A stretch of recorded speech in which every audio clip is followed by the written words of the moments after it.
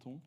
Et au fur et à mesure des semaines, déjà dimanche prochain, nous allons écouter un témoignage de guérison, une guérison surnaturelle évidemment.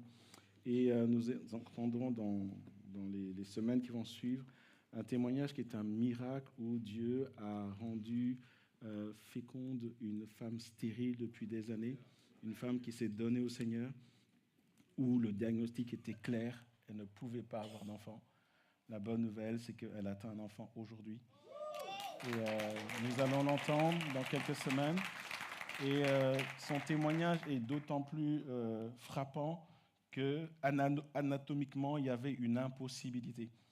Et personnellement, j'ai entendu beaucoup de témoignages de femmes stériles que Dieu a rendues fécondes, mais j'avais jamais entendu un témoignage comme ça où les choses n'étaient même pas à leur place, mais je pense qu'elle sera la mieux placée pour nous en parler. Amen.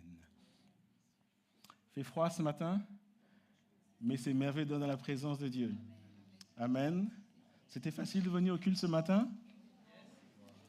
Yes, d'accord. Ceux qui désirent, c'est ceux qui ont déblayé devant chez eux. Et les autres ont dû peut-être le faire ce matin, mais nous nous réjouissons d'être là. Et ce matin, je nous invite à aller dans les profondeurs de la parole de Dieu. Vous êtes prêts? On y va ensemble? Ne répondez pas tous à la fois.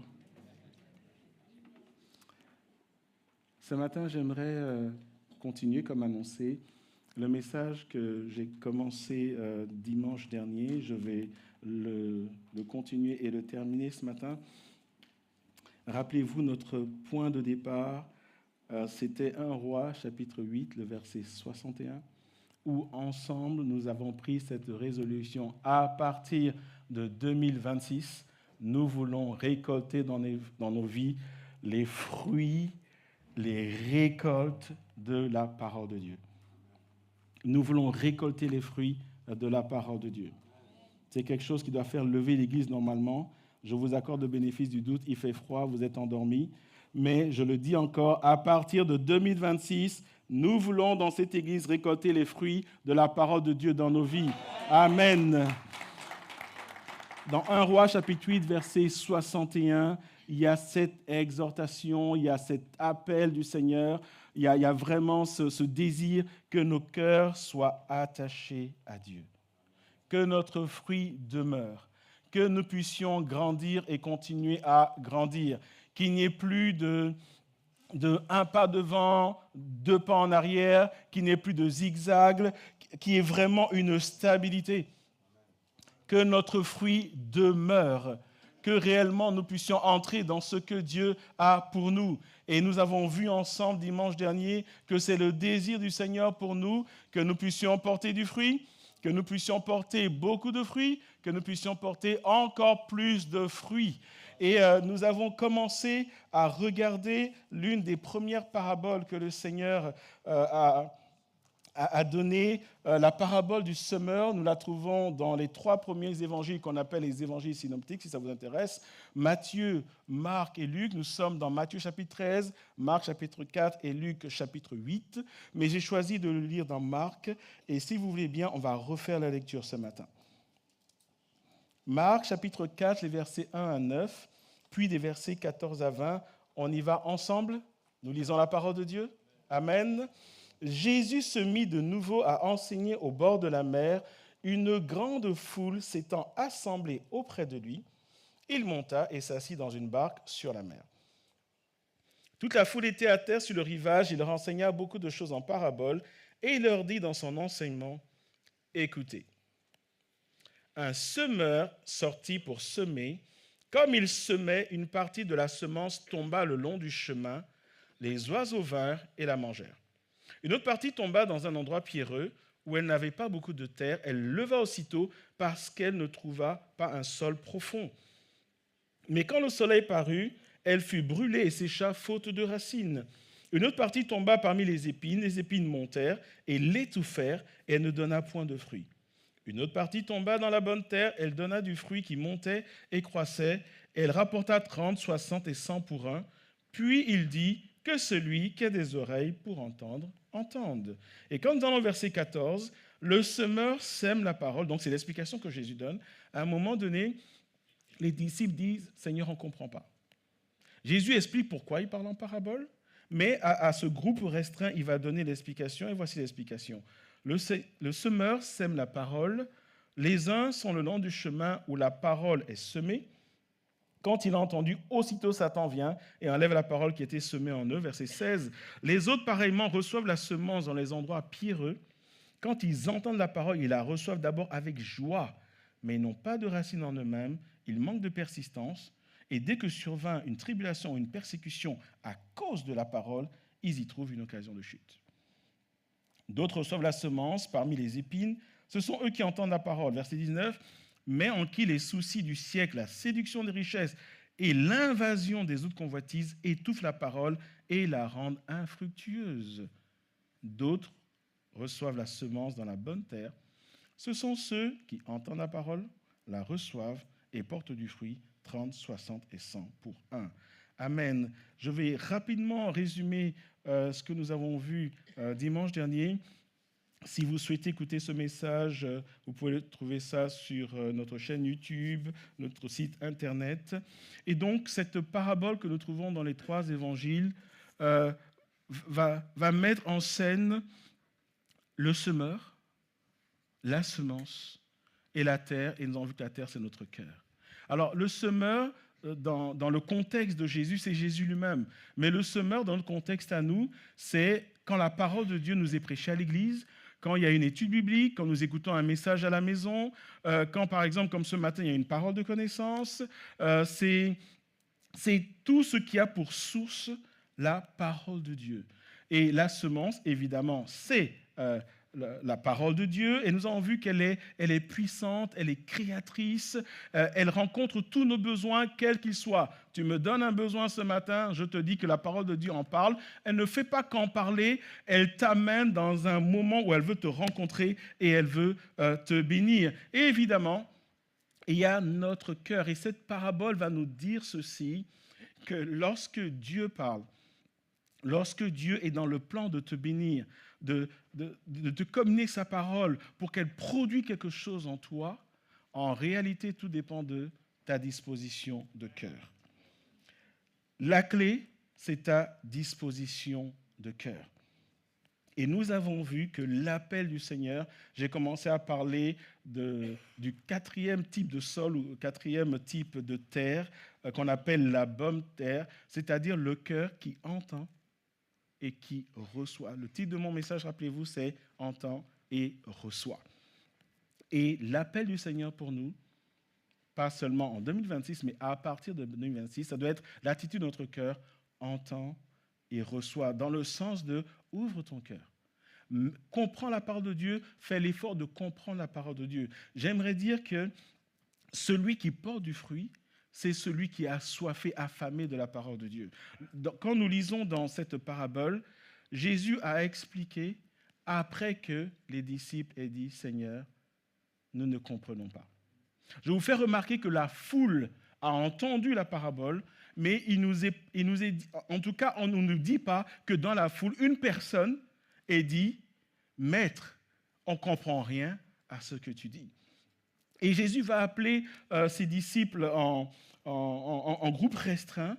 Il s'interroge. Et j'aimerais te dire que lorsque la parole de Dieu, elle est prêchée, elle est enseignée, lorsque tu l'entends, lorsque Dieu parle, désire comprendre, désire recevoir, alors tu porteras du fruit. Et avant de parler des 3 autres terrains, qui sera le sujet de mon message ce matin, j'aimerais, si vous voulez bien, continuer un peu ce que j'ai apporté dimanche dernier en disant que notre responsabilité, c'est de recevoir et la parole de Dieu, elle fait le reste.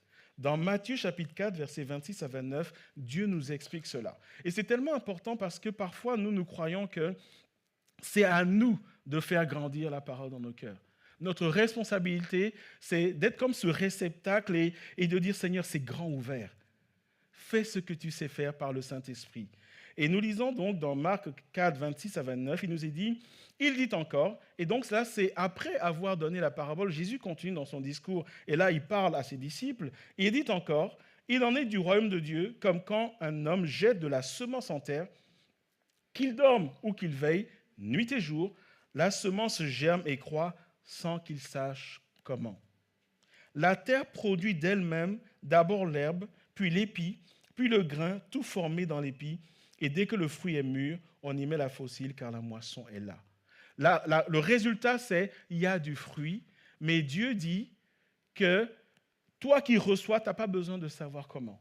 Et une bonne illustration, c'est quand on voit des enfants, des jeunes qui grandissent. Alors je sais que certains d'entre vous grandir, il faut oublier, d'accord, vous êtes plus en mode vieillir. Mais quand on prend des jeunes, quand je dis vous, c'est nous, d'accord, comme ça, on n'est pas fâchés ce matin. Mais quand on voit un enfant, un adolescent qui grandit, est-ce que vous avez déjà entendu dire quelqu'un qui dit « Ah, papa, maman, attends, je viens de gagner 2 centimètres. » Vous avez déjà entendu quelqu'un dire ça? Est-ce que vous n'êtes pas comme moi où vous êtes là, mais tu grandis, toi. Et après, tu dis, mets-toi à côté de moi, et vous vous rendez compte que votre fils regarde en fait votre tête, ou votre fille. Mais comment ça se passe? Vous ne le savez pas, n'est-ce pas? Vous ne voyez pas quand ça grandit ou les os, vous ne le voyez pas. Mais c'est le résultat du fait que cet enfant mange bien, il mange sainement. Bon, peut-être qu'il mange que des hamburgers, mais bon, ça c'est autre chose. Il mange sainement. Et cette nourriture va faire le travail à l'intérieur. Toi, tu vois le résultat, mais tu ne sais pas comment il a grandi. La Bible dit, ta responsabilité, ma responsabilité, c'est d'ouvrir notre cœur. Et la parole de Dieu a cette puissance-là, cette création-là, pour faire grandir et pour amener à produire du fruit. Amen. La deuxième chose que j'aimerais dire, avant d'aller donc en parler des 3 autres sols, c'est qu'il y a quand même une mise en garde. Il y a une mise en garde par rapport à ce que nous écoutons, comprenons aussi qui nous écoutons et aussi comment nous écoutons. Nous relisons dans Marc chapitre 4, versets 21 à 25, donc nous sommes dans la suite toujours de la parabole du semeur. Il leur dit encore, donc Jésus parle encore à ses disciples, « Apporte-t-on la lampe pour la mettre sur le boisseau ou sous le lit? N'est-ce pas pour la mettre sur le chandelier? Car il n'est rien de caché qui ne doit être découvert, rien de secret qui ne doit être mis au jour. Si quelqu'un a des oreilles pour entendre, qu'il entende. » Verset 24. Il leur dit encore, « Prenez garde à ce que vous entendez. Prenez garde à ce que vous entendez. On vous mesurera avec la mesure dont vous serez servis et on y ajoutera pour vous. Car on donnera à celui qui a, mais à celui qui n'a pas, on ôtera même ce qu'il a. » Que veut dire le Seigneur par là? Le Seigneur veut dire par là que ce que tu mets dans ton cœur a de l'importance. Ne mets pas n'importe quoi dans ton cœur. Ne mets pas du poison dans ton cœur. N'écoute pas quelque chose qui n'est pas divin. N'écoute pas quelque chose qui ne vient pas du royaume de Dieu.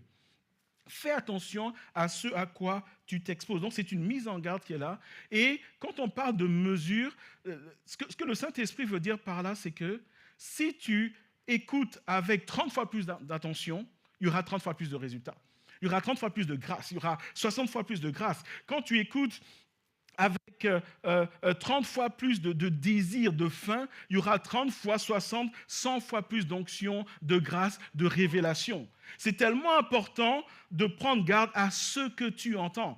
Quand tu fais attention à écouter ce qui vient de la parole de Dieu, le résultat, il est là. Et ce qui est intéressant, c'est que lorsque Marc va dire « Prenez garde à ce que vous entendez », quand nous lisons Luc chapitre 8, verset 18, je vous ai dit que cette parabole se trouve également dans Luc chapitre 8, voilà ce que Luc va dire « Prenez donc garde à la manière dont vous écoutez. » Marc dit « Attention à ce que tu entends ». Et Luc va dire « C'est pas seulement ce que tu entends, mais attention à la manière dont tu entends, dont tu écoutes, car on donnera à celui qui a, mais à celui qui n'a pas, on ôtera même ce qu'il doit avoir. » Et là, quand on lit ça, on dit, mais pourquoi Dieu va enlever quelque chose parce que je n'ai pas assez, Dieu va enlever. C'est quoi l'idée? La révélation de ce passage est la suivante. Ce que le Saint-Esprit dit, c'est que dans le monde spirituel, il n'y a pas de statu quo. Si tu as quelque chose et tu restes là et ça ne bouge pas, tu vas le perdre. Mais si tu reçois et ton désir, c'est de continuer à recevoir, ça va grandir et ça va être bénissant. En réalité, Dieu ne dit pas, tu n'as pas beaucoup, j'enlève. Non, Dieu dit, quand il n'y a pas croissance, il y a décroissance. Parfois, on aimerait être en mode cruise control. Vous voyez, quand cette fonction dans les voitures, ceux qui conduisent sont au courant, ceux qui ne conduisent pas, ça va venir. ou peut-être qu'ils sont au courant, aujourd'hui tout le monde est au courant de tout. Tu es sur l'autoroute, tu es en mode chill, etc. Bon, tu es un fou du volant, donc tu ne veux pas te faire flasher, cruise control, 120. Et quand tu es 120, tu es 120. Le cruise control, ça n'existe pas dans le monde spirituel. Dans le monde spirituel, quand tu es en cruise control, tu décroît spirituellement. Parce qu'il y a un appel à grandir qui est là. Et donc, cette mise en garde, elle est très importante. Attention à ce que nous écoutons et attention à la manière dont nous écoutons. Et ce matin, j'aimerais que nous allions plonger nos regards dans les 3 premiers types de sol dont Jésus parle, parce qu'en réalité, ça nous concerne au premier chef et c'est une invitation à faire attention à l'état de nos cœurs. Parce que oui, nous voulons grandir, oui, nous voulons vivre de bonnes choses, mais tout va dépendre de ce qu'il y a dans nos cœurs. Et regardons ensemble le premier type de terre, c'est ce que Jésus a appelé le long du chemin. Nous sommes dans Marc chapitre 4, verset 4. Donc à chaque fois, je vais lire la description dans la parabole et l'explication de Jésus. Marc chapitre 4, verset 4 va dire « Comme il semait, une partie de la semence tomba le long du chemin, les oiseaux vinrent et la mangèrent. » Verset 15, explication de Jésus. « Les uns sont le long du chemin où la parole elle est semée.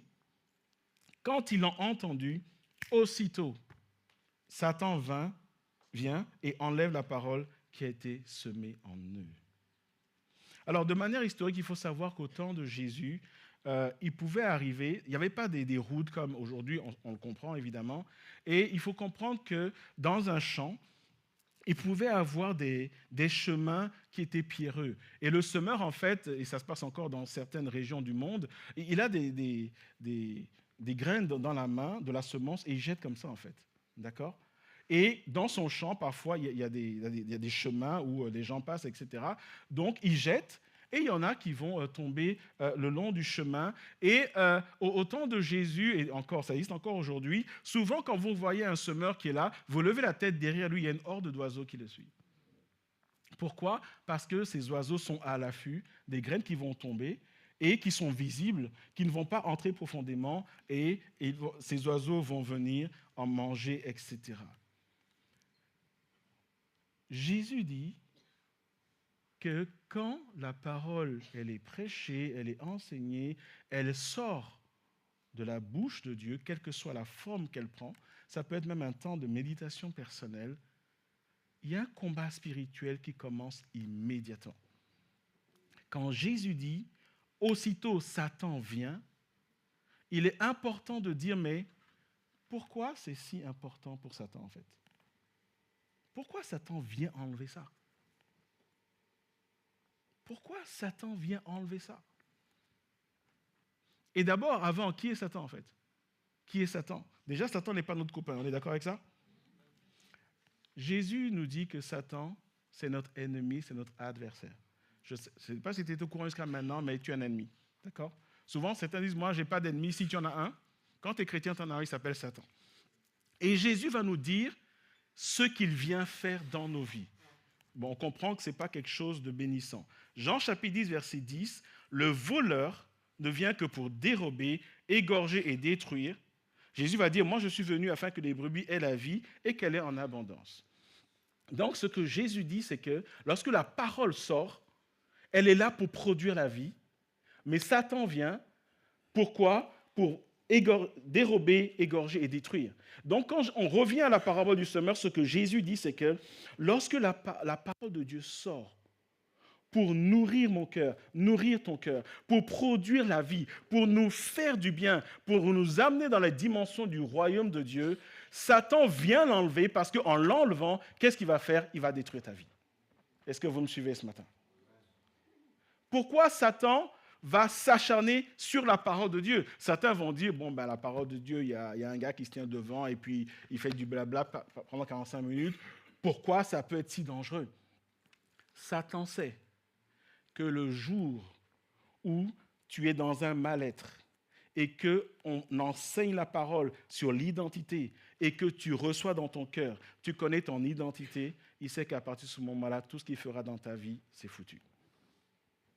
Satan sait que lorsque tu as soif de plus et qu'on enseigne sur la communion du Saint-Esprit, sur la recherche de la présence de Dieu, le jour où tu comprends ça, et que tu te mets à prier, à lire la Bible, à rechercher Dieu, il sait que tu vas rentrer dans ta destinée. Satan fait tout pour que tu ne reçoives pas la parole de Dieu, parce que Dieu te communique ses plans, sa volonté pour toi, principalement au travers de sa parole.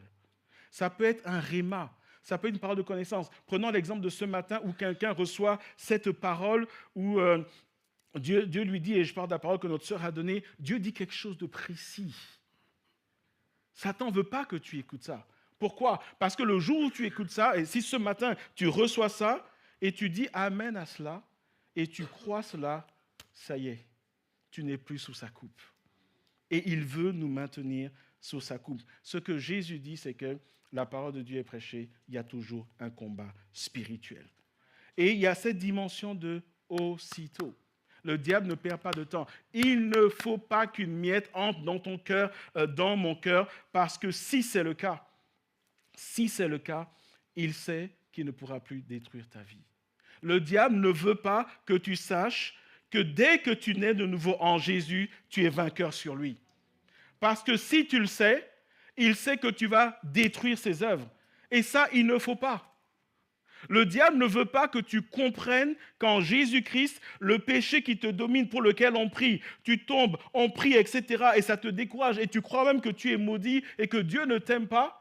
Il ne veut pas que tu comprennes qu'en Jésus-Christ, tu as vaincu le pouvoir du péché.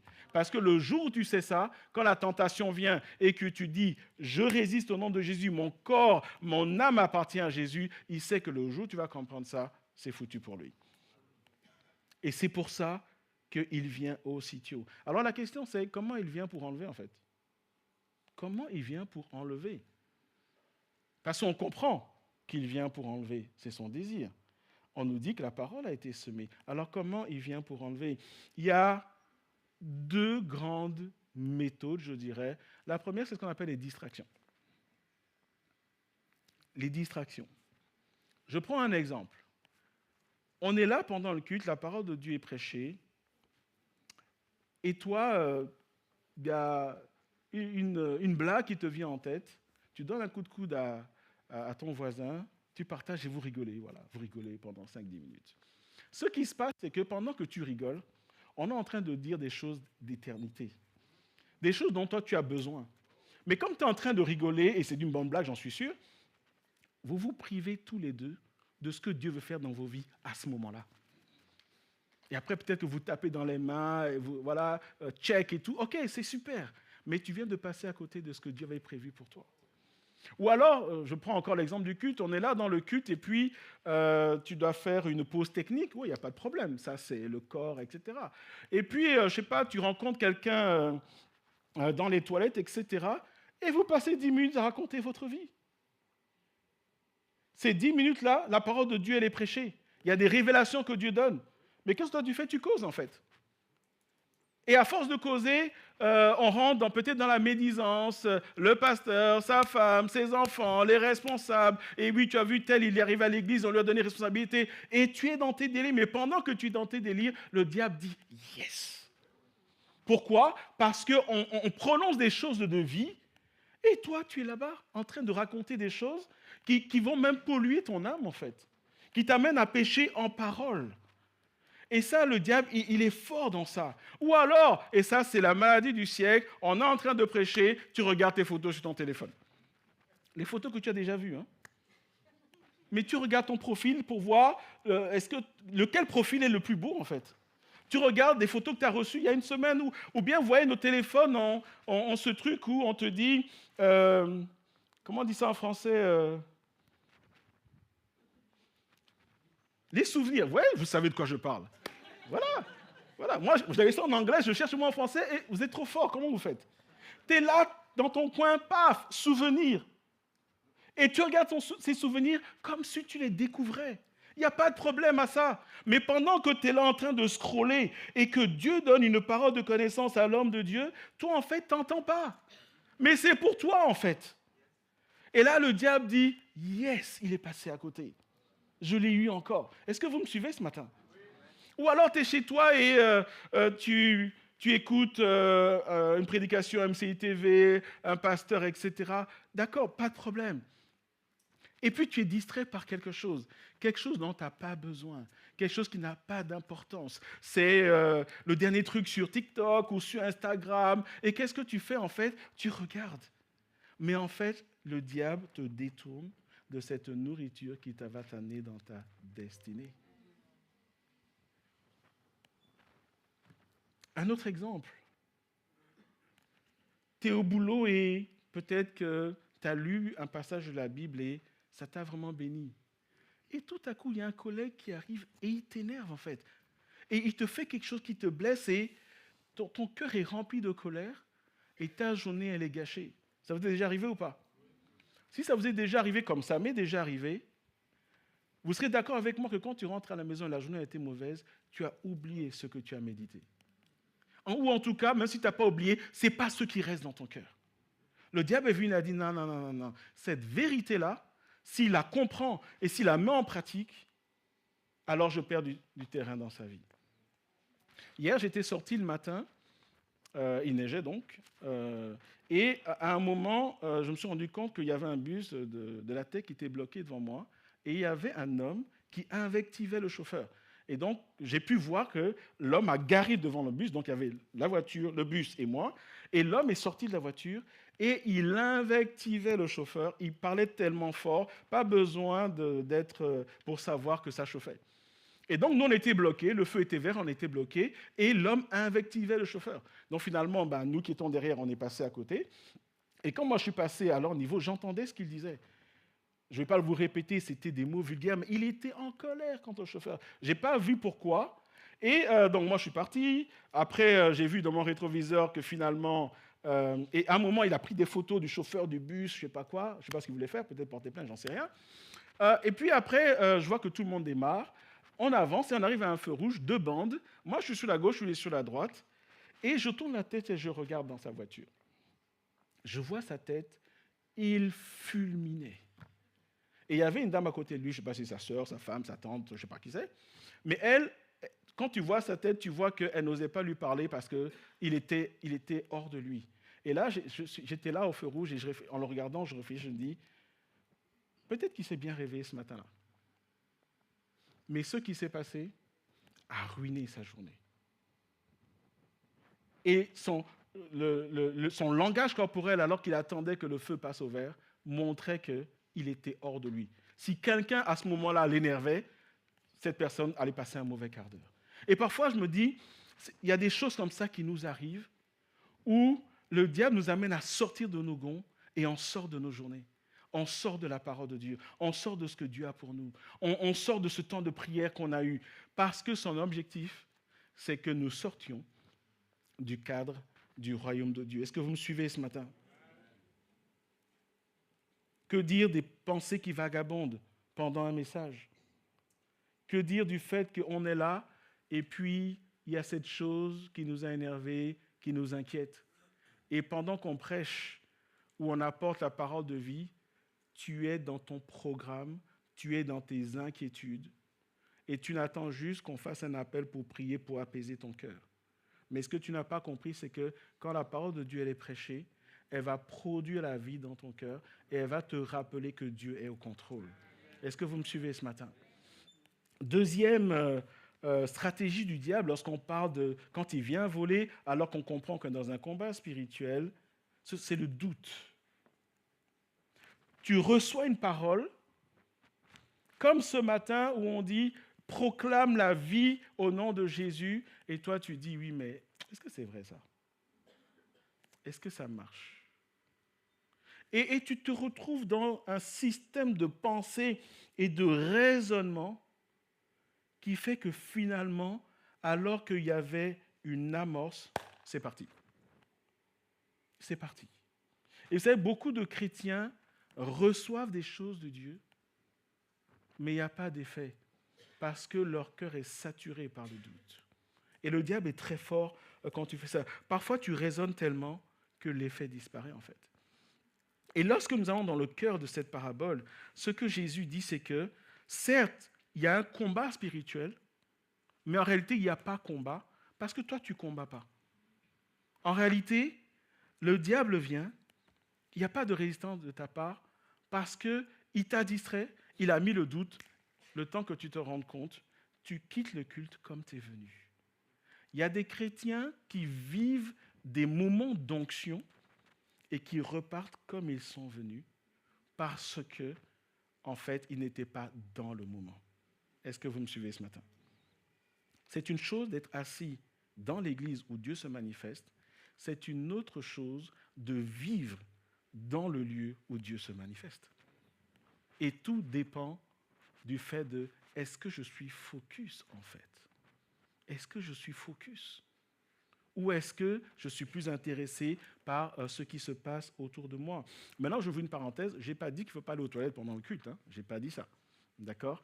Et je crois qu'on a compris ce que j'ai voulu dire. N'est-ce pas? Prenons un exemple biblique. Je n'ai pas le verset, mais nous connaissons l'histoire. Jardin d'Éden. Dieu parle à Adam. Quand Dieu parle à Adam, nous devons comprendre que Dieu sème la vie au travers de sa parole. Dieu crée quelque chose dans le cœur d'Adam. Il lui dit, Adam, voilà comment j'ai créé les choses, voilà ce que j'ai fait. Adam en parle à sa femme. Et puis Satan vient, il raconte une autre histoire. Tout ce que Dieu a dit a été effacé. C'est comme ça que Satan fait. Dieu parle à Adam, Adam communique à Ève, le serpent parle à Ève, Ève en parle à Adam, tout ce que Dieu a fait a été effacé. Et ça, c'est quelque chose de spirituel. Quand Dieu parle, il y a toujours un combat spirituel. Deuxième type de terre, les endroits pierreux. Je suis dans Marc chapitre 4, les versets 5 à 6. Donc Jésus parle de la parabole et les versets 16 à 17 nous en donnent l'explication. Versets 5 à 6, une autre partie tomba dans un endroit pierreux où elle n'avait pas beaucoup de terre. Elle leva aussitôt parce qu'elle ne trouva pas un sol profond, mais quand le soleil parut, elle fut brûlée et sécha faute de racines. Jésus explique, versets 16 et 17, « Les autres, pareillement, reçoivent la semence dans les endroits pierreux. Quand ils entendent la parole, ils la reçoivent d'abord avec joie. Mais ils n'ont pas de racines en eux-mêmes, ils manquent de persistance et dès que survient une tribulation, une persécution à cause de la parole, ils y trouvent une occasion de chute. » Dans le contexte du temps de Jésus, lorsqu'on parle des endroits pierreux, on parle de lorsqu'on sème, les graines vont tomber sur une couche de terre, mais sous cette couche de terre, il y a une surface rocheuse en fait.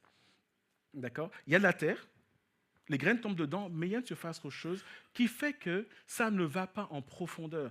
Et cette parabole dit quelque chose de très important, c'est que il n'y a pas eu croissance, il n'y a pas eu fruit, non pas à cause du soleil, mais parce qu'il n'y avait pas de racines. Parce que le soleil, qui représente des épreuves, etc., ça viendra toujours. D'accord? Mais Jésus dit que les émotions ne remplacent pas la profondeur. Parce que Jésus dit, au début, ça a été reçu avec joie.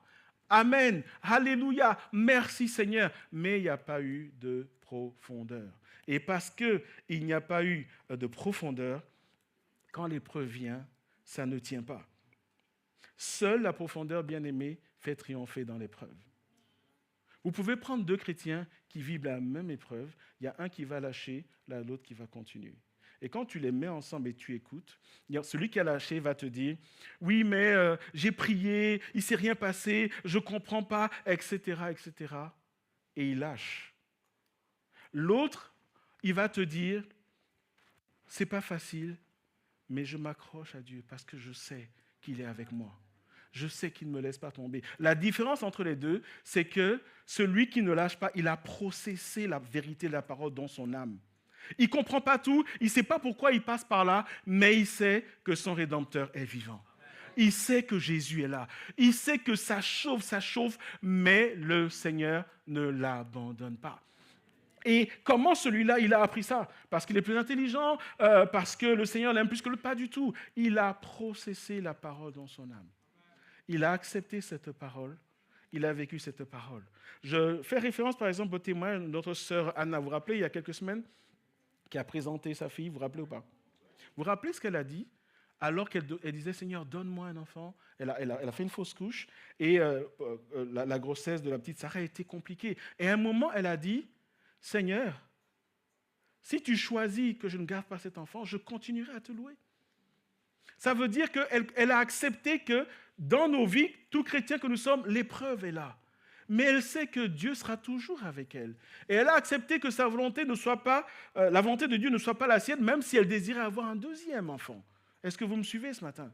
Mais le premier cas peut dire, je suis venu à l'église, je suis venu à la veillée, on a fait jeûne et prière, j'ai prié, je suis rentré à la maison, les factures sont les mêmes, ce procès a continué, au boulot ça n'a pas changé, et alors on lâche. Pourquoi? Parce qu'il n'y a pas eu de profondeur, il n'y a pas eu de racine. Et ce qui est frappant, c'est que Jésus dit, l'occasion de chute se trouve dans la parole. En d'autres termes, on utilise la parole de Dieu pour lâcher Dieu. Oui, Seigneur, je ne comprends pas, tu as dit que, tu as dit que, tu as dit que, et on lâche. Et Jésus dit que le problème, ce n'est pas le soleil, c'est la profondeur. Le problème, c'est quelle est la perspective que tu as de l'épreuve selon Dieu. Vous savez, il y a des gens qui vivent des épreuves et c'est eux qui vous encouragent en fait. Et vous dites, mais vous vous dites que moi, à sa place, je ne suis pas sûr que j'allais rester. Hein. Mais quand vous les écoutez parler, vous comprenez qu'ils ont compris le plan de Dieu. Ils ont compris que ce qui est important, c'est l'éternité. Ils ont compris que Dieu est avec eux. Ils ont compris que parfois l'épreuve est un passage pour aller encore plus loin. Amen. Colossiens chapitre 2, verset 6 à 7 dit ceci. « Ainsi donc, comme vous avez reçu le Seigneur Jésus, marchez en lui. » Et regardez verset 7. « Étant enracinés et fondés en lui et affermis par la foi d'après les instructions qui vous ont été données et abondées en actions de grâce. » Relisez bien le verset 7. « Enracinés, fondés, affermis. » Mais qu'est-ce qui enracine, fonde et affermit? C'est quoi? Ce sont les instructions, en d'autres termes, ce qu'on vous a dit au travers de la parole de Dieu. Tu veux être affermi, tu veux être fondé, tu veux être assis dans ta foi. Tu veux être assis dans ta foi. Reçois dans ton cœur ce que Dieu dit de sa bouche. Reçois les instructions de la parole de Dieu. Processe cela, mets cela en pratique. Tu vis ta situation, va voir ce que la parole de Dieu dit et fais ce que la parole de Dieu dit. Tu veux te marier, tu veux choisir quelqu'un, va voir ce que Dieu dit du mariage dans la parole de Dieu, prie par rapport à ça, suis les instructions. Quand Dieu dit demande conseil à quelqu'un, demande conseil à quelqu'un. Quand Dieu dit demande le discernement, demande le discernement. Fais tout ce que Dieu dit te faire dans ta situation et alors l'épreuve pourra venir, mais tu seras vainqueur. J'aimerais raconter un témoignage et vous parler de quelqu'un. Nadine, prépare-toi s'il te plaît à montrer la photo de notre ami ensanglanté. J'aimerais d'abord partager un témoignage, enfin, ce n'est pas partager un témoignage, c'est vous dire un témoignage que j'ai écouté hier d'un homme, un Somalien persécuté. Là, je prends à dessein un extrême. Cet homme donnait le témoignage et il disait qu'en Somalie, par définition, tout le monde est musulman. C'est-à-dire, l'idée même d'être chrétien, ça n'existe pas. Quand tu es chrétien, on te tue. Et à l'âge de 15-16 ans, il dit qu'il a trouvé la Bible, il a commencé à la lire, il est allé voir son père. Son père a dit, tu peux lire la Bible si tu veux, mais si tu as la mauvaise idée de devenir chrétien, je t'ôterai la vie moi-même. Donc vous voyez, le décor, il est bien posé, d'accord? Il a dit, 2 ou 3 ans après, il a donné sa vie à Jésus. Il a dû fuir la maison parce que toute sa famille voulait le tuer. Et il est resté plusieurs années tout seul, pas d'église, etc., à lire la Bible en cachette, à avoir peur pour sa vie. Et à un moment, il n'en pouvait plus. Il a dit, Seigneur, donne-moi des chrétiens, des frères, des sœurs. Tout ça, c'est compliqué. Mais là, des années sont passées, d'accord?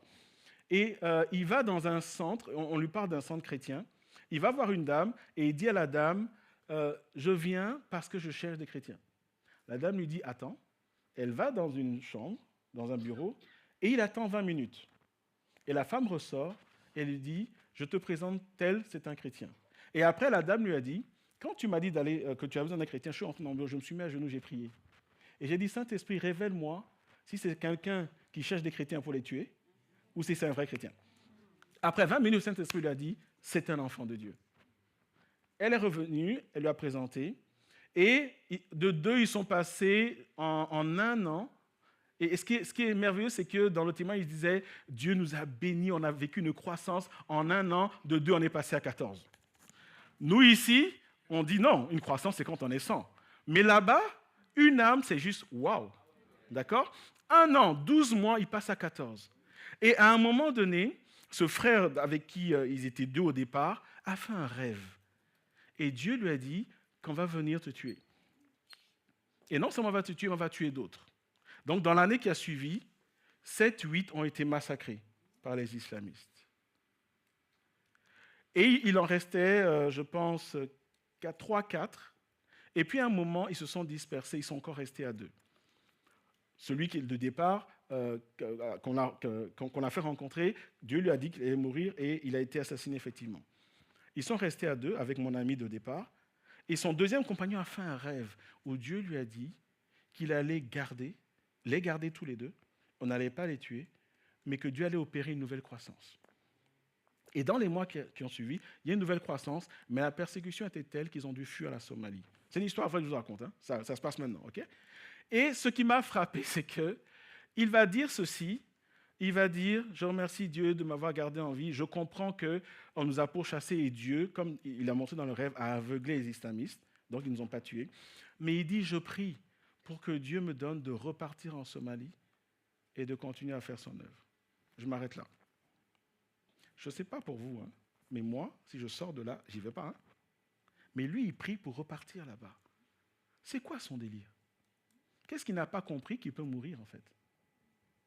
Cet homme, il a reçu la parole de Dieu. Il a reçu l'espérance éternelle. Il sait que l'œuvre de Dieu surpasse tout. S'il retourne, on le tue, il est auprès de son Sauveur. La persécution, l'épreuve, la tribulation, il ne la renie pas. Même dans ce témoignage, il dit parfois il avait peur. Il n'est pas en mode déni. Mais la parole de Dieu surpasse parce qu'il y a une profondeur.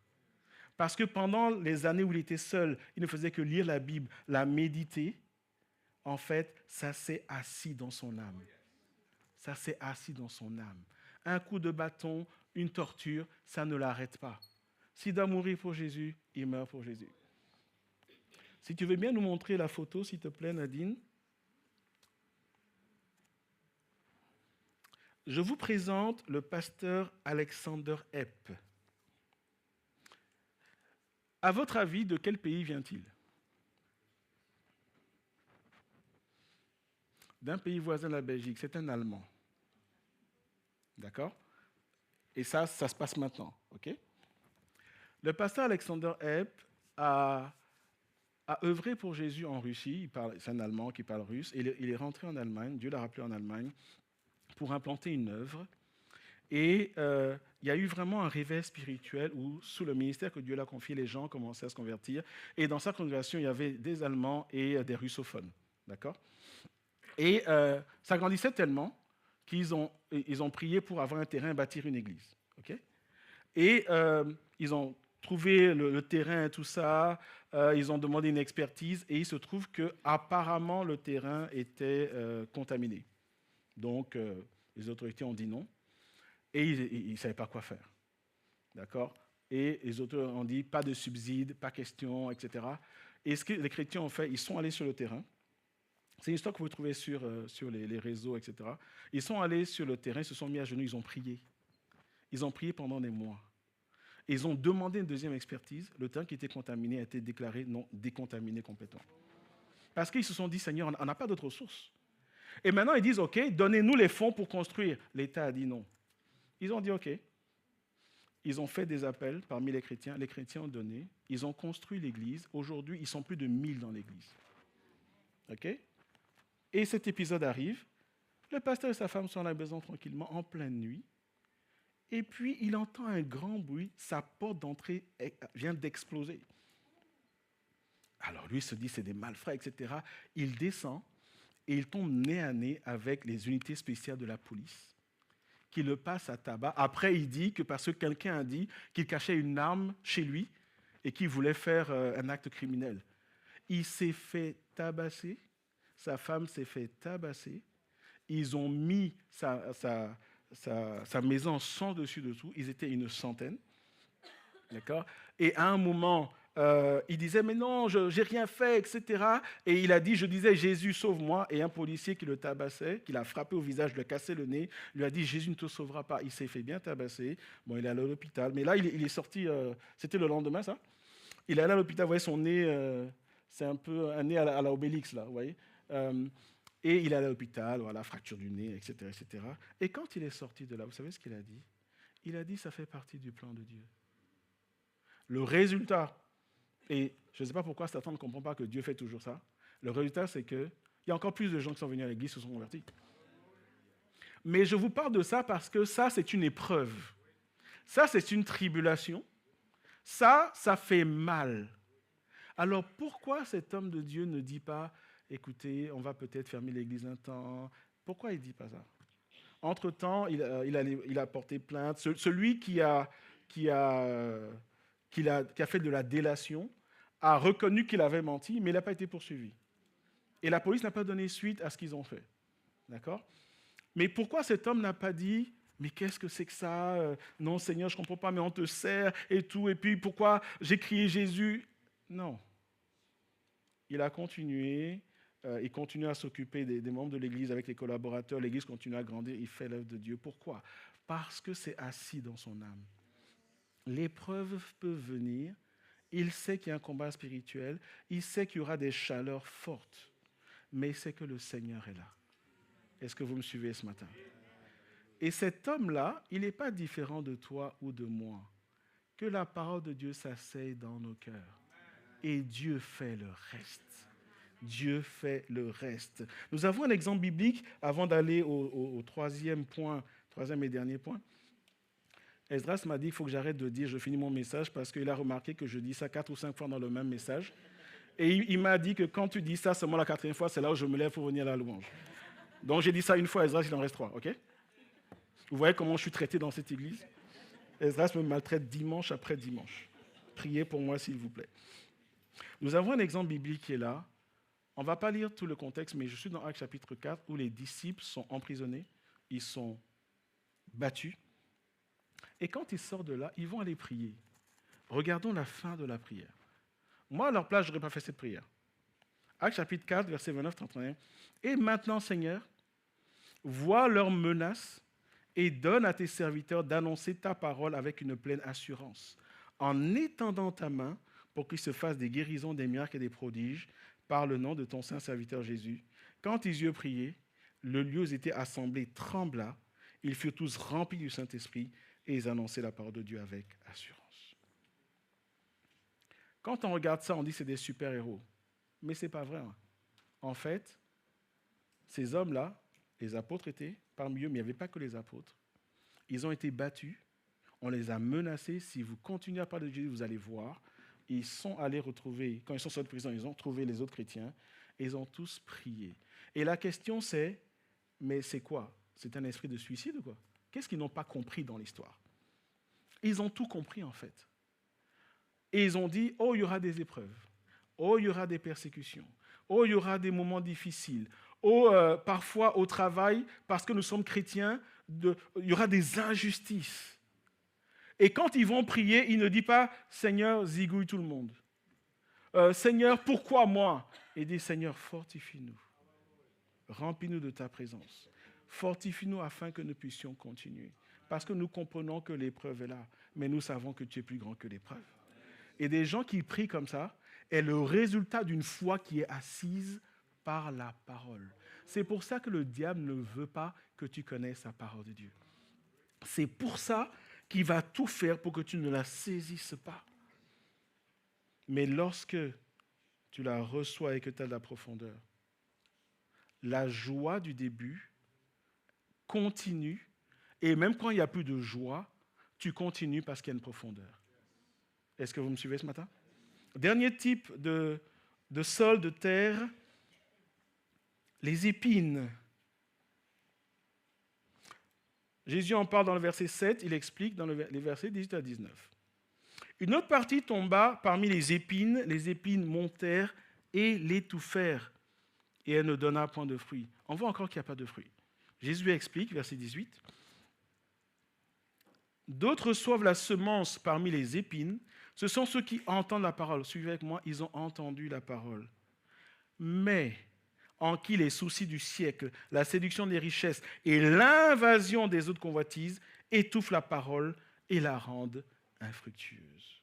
Jésus dit en fait, et avant, parlons du contexte historique, là, Jésus parle à ses contemporains qui savent que parfois dans un champ, il y a des buissons d'épines. D'accord ? Et donc, quand le grain va commencer à monter pour essayer de faire un épi, parfois il y a des arbustes qui sont là, des buissons qui sont là, et qui vont gêner la croissance jusqu'à l'étouffer. Il y a une idée de ça grandit et puis on étouffe jusqu'à ce que ça s'éteigne. Et quand vous lisez Matthieu et Marc, ils citent les soucis du siècle, la séduction des richesses et les convoitises. Et Luc, lui, va ajouter les plaisirs de la vie. Donc quand vous prenez les évangiles, on parle de quoi ? Soucis du siècle, séduction des richesses, convoitises et plaisirs de la vie. C'est ce que Jésus appelle des épines. Et Jésus dit que ces épines-là vont étouffer. Et quand vous regardez bien, on a tendance à croire que, en fait, les épines, c'est le diable, mais pas du tout. Ce que Jésus dit, c'est que ces épines sont dans la terre. En d'autres termes, ce qui étouffe la parole de Dieu dans ton cœur est déjà dans ton cœur. Est-ce que vous me suivez ce matin ? Et là, tu vas dire, mais non, comment ça, c'est dans mon cœur, j'ai donné mon cœur à Jésus, etc. Non, ce que Jésus dit, c'est, tu lui as donné ta vie, mais il y a des choses qui sont là, tant qu'elles seront là, ça empêchera la parole de Dieu de faire une œuvre dans ta vie. Et Jésus précise bien de quoi il s'agit. Il va parler parfois des gens qui ont des ambitions, qui sont des ambitions comme dans le monde en réalité. Il n'y a pas de problème d'avoir des ambitions. Mais en fait, c'est quoi ton rêve ? Il y a des gens qui ont des rêves, des grands rêves, qui n'ont rien à voir avec les rêves de Dieu. Il y a des gens qui veulent être vus, qui veulent paraître. Il y a des gens qui, oui, la foi, mais il y a des choses dans le monde, c'est cool. Il y a ce côté où on veut toujours, il y a des choses qu'on veut toujours ressentir. Il y a des choses du monde, quand on ne les vit pas, on a l'impression qu'on est en train de perdre. C'est ça que Jésus dit. Et Jésus dit ces choses, en fait, qu'est-ce qu'elles font ? Elles étouffent. Donc la parole est là, et quand elle commence à grandir, ça étouffe, ça tue, en fait. Et là, Jésus parle de chrétiens dont la foi s'étiole dans le temps. Je crois qu'on a tous connu dans l'Église des frères qui étaient là, mais le feu, mais vraiment le feu. Et puis, à un moment, tu ne vois plus le frère.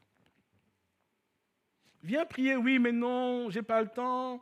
Et puis, avec les collègues, les copains, etc. Il n'y a pas de mal à aller avec les collègues, les copains. Hein?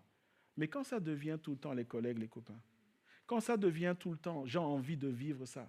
Quand ça devient tout le temps, j'ai envie de ceci. Quand ça devient tout le temps, oui, je vais prendre un deuxième boulot, parce qu'en réalité, tu veux atteindre un certain niveau de richesse, qui veut dire qu'en fait, on ne te verra plus du tout. Et là, tu vas dire, oui, tu nourris ta famille. En réalité, tu ne nourris pas ta famille. En fait, tu veux. Tu veux. Tu es à l'affût de la dernière mode. Et quand tu n'es pas dedans, tu es triste. Parce qu'en fait, au fond de toi, il y a quelque chose du monde qui est là. Mais la Bible dit que ce qui vient du monde, en réalité, s'oppose à Dieu. Et c'est ce que Jésus dit, en fait. Parfois, les standards de certains chrétiens s'apparentent aux standards du monde. Je me rappelle de ce frère qui disait, aujourd'hui, il est décédé, il est auprès du Seigneur, mais on est du même âge. Il est décédé d'une maladie il y a presque 20 ans. Et je me rappelle, au groupe de jeunes, il disait, moi, je veux être riche pour financer l'œuvre de Dieu. Mais quand on l'écoutait, on a compris que la richesse était plus importante que financer l'œuvre de Dieu. En fait, il s'est donné cet appel. Et son objectif de vie, c'est d'avoir beaucoup d'argent. Parce qu'il était issu d'une famille où ils avaient beaucoup d'argent. Et il avait un standard de vie où, oui, je donne ma vie au Seigneur, mais il y a des choses que je ne veux pas laisser. Je veux pouvoir vivre des choses, voyager quand je veux, etc., etc. Pour lui, il y a des aspects du monde qui étaient très, très importants. Et Jésus dit, ça là, ça va te tuer. Lentement, mais sûrement. Le feu que Dieu a dans ton cœur, un feu, ça s'entretient. On le sait tous. Mais si ces choses-là sont là, elles vont éteindre le chrétien le plus zélé de nous tous. Et quand on regarde cette parabole, il nous est dit que il a entendu, entend et reçoit. C'est dans son cœur. Et ça commence à grandir. C'est le frère où tu vois, waouh, t'as vu le frère, il est là, il aime le Seigneur, alléluia, oh, gloire à Dieu pour ce frère, il nous inspire. Et puis le frère n'est plus là après 1 an, après 2 ans. Tu dis, mais... Et puis tu l'appelles. Oui, pasteur, oui, etc. Oui, oui. Et il trouve un truc. Oui, je serai là dimanche prochain. Et puis il apparaît pour faire preuve de présence. Pasteur, tu vois, je suis là. Et dimanche après, il a disparu. Et finalement, il disparaît pour de bon. Et quand tu as le malheur d'insister, il va dire, oui, mais on est dans une église où on contrôle les gens, où on flique les gens. Quelqu'un m'a déjà accusé de le fliquer parce que je demandais de ses nouvelles. Et cette personne... Ok. Je vois que Brigitte suit mon message. Entend et reçoit, ma sœur. Mais cette personne n'est plus dans la foi aujourd'hui. C'est des choses qui arrivent à côté de nous. Mais quand tu vas regarder, regarder, en réalité, il y avait des choses qui étaient là, qui ont étouffé tout ce que la parole de Dieu a produit dans son cœur. 1 Jean chapitre 2, versets 15 à 17 nous dit « N'aimez point le monde, ni les choses qui sont dans le monde. Si quelqu'un aime le monde, l'amour du Père n'est point en lui, car tout ce qui est du monde, la convoitise de la chair, la convoitise des yeux et l'orgueil de la vie, ne vient point du Père, mais vient du monde. Et le monde passe, sa convoitise passe, mais celui qui fait la volonté de Dieu demeure éternellement. » Un autre passage de la Bible dit que les convoitises font la guerre à notre âme. Luc 12, 28 à 31. Si Dieu revêt ainsi l'herbe qui est aujourd'hui dans les champs et qui demain sera jetée au four, à combien plus forte raison ne vous vêtera-t-il pas, gens de peu de foi? Et vous ne cherchez pas ce que vous mangerez et ce que vous boirez. Ne soyez pas inquiets. Car toutes ces choses, ce sont les païens du monde qui les recherchent. Votre Père sait que vous en avez besoin. Dieu sait. Dieu sait. Cherchez plutôt le royaume de Dieu et toutes ces choses vous seront données par-dessus. Ce que Jésus dit, c'est que Dieu peut te donner la richesse. Mais ce que Dieu veut, c'est que ton cœur ne soit pas attaché à la richesse. Vous savez, il y a des chrétiens qui sont riches. Ce n'est pas un péché d'être riche. Ce n'est pas un péché d'avoir une grande maison. Ce n'est pas un péché d'être bien financièrement. Mais la question, c'est ton cœur, il est où en fait? C'est ça la question. Peux-tu, s'il te plaît, à tes souhaits, peux-tu, s'il te plaît, donner la deuxième image? Vous connaissez cet homme, n'est-ce pas? Bon, pour ceux qui ne connaissent pas, c'est un footballeur belge d'origine ghanéenne, Jérémy Doku. C'est un footballeur. Okay? Jérémy Doku, il est en train de faire des... il a mis une chaîne YouTube où il parle de sa vie et il a dit publiquement qu'il a donné sa vie à Jésus. Et à côté, vous voyez qu'il est passé par les eaux du baptême avec sa fiancée. Il a rencontré une jeune femme, ils se sont fiancés et il a dit à tout le monde: ah non, mais non, pas de relation sexuelle avant le mariage, c'est pas ce que Dieu veut.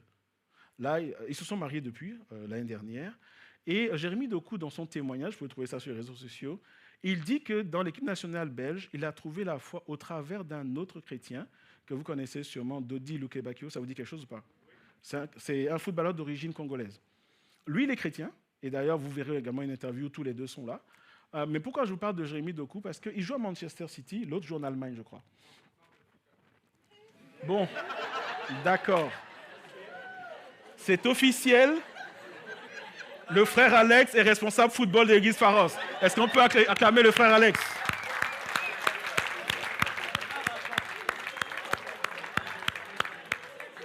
Entend et reçoit. Et donc Dodi parle de Jésus à Jérémie qui est touché et qui reçoit le Seigneur. Pourquoi je vous en parle? Parce que récemment, il a dit ceci, il a dit, écoutez, je suis à Manchester City, je fais parmi des stars, je gagne beaucoup d'argent, j'ai accès à tout. Mais il a ajouté, ça ne remplit pas le vide du cœur. Et il a dit, je sais que j'ai ces choses, mais ce n'est pas ce que je cherche. Et il dit aux journalistes, mon objectif de vie, c'est que quand je serai en face de Jésus, qu'il me dise, rentre dans ma gloire, bon et fidèle serviteur. Et il dit clairement, j'ai de l'argent. Il le dit, hein? Il dit, j'ai de l'argent. Il fait l'interview dans sa maison qui est... D'accord? Il dit, je joue dans l'un des clubs les plus prestigieux du monde. Donc, grosso modo, ce qu'il est en train de dire, c'est que moi, je suis connu. J'ai de l'argent. Je joue bien au foot, etc. Et je pense qu'il a 23, 24 ans, je ne sais plus. Alex, il a quel âge? Voilà, c'est ça. Voilà. On a notre référence. Il est jeune. J'ai plus de 2 fois son âge. Mais il dit non.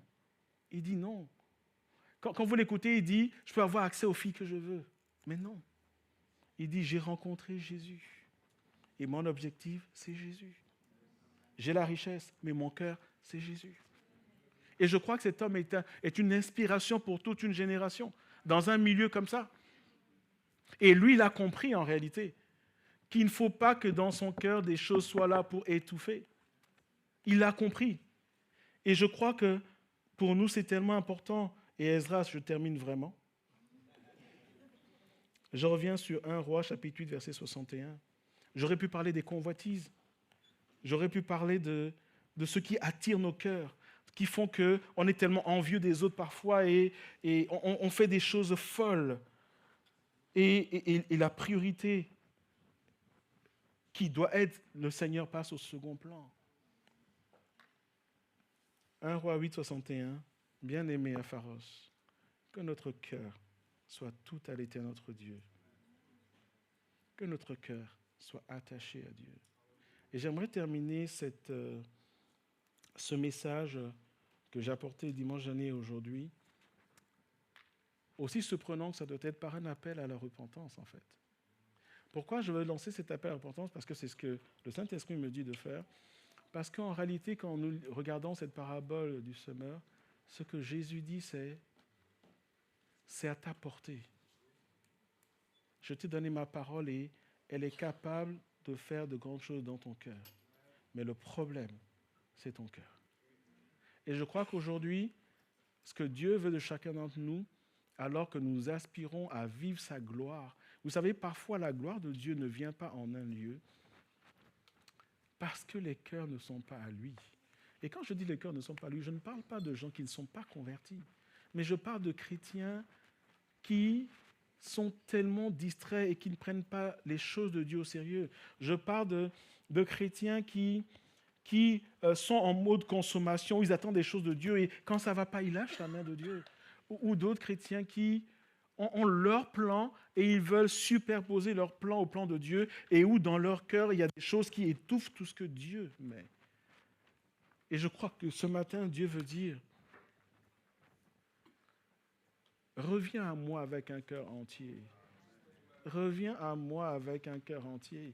Bien-aimé, ça monte vraiment dans mon cœur. Dieu n'enverra pas sa gloire lorsque les cœurs qui crient à lui ne sont pas à lui, ne donnent pas la place à la parole de Dieu. S'il n'y a pas cette dimension d'obéissance, cette dimension de consécration, est-ce que ce matin on peut prier ensemble?